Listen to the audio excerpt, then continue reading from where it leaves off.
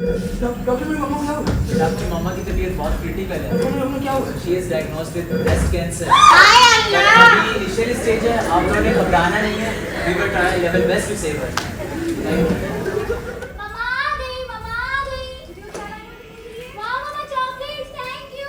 क्या हो मेरा बेटा, पसंद नहीं आया? मम्मा आप कब तक चॉकलेट ला करके बेवकूफ बनाती रहेंगी? क्या करते हो भैया, क्या बोल रही हो? हाँ यार, बस कुछ नहीं। आजकल चेस्ट पेन बढ़ता ही जा रहा है। सोच रही हूँ किसी डॉक्टर को दिखा दूँ।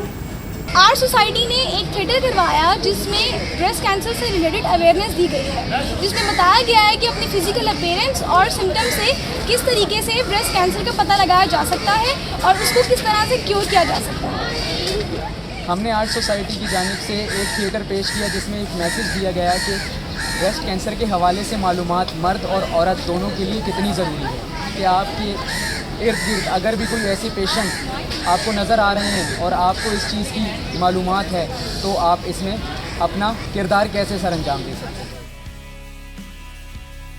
दुनिया भर में हर साल 40,000 से ज़ायद ख़वातीन इस बीमारी का शिकार हो जाती हैं और इसकी सबसे बड़ी वजह इस बीमारी से मुताल्लिक़ आगाही की कमी है।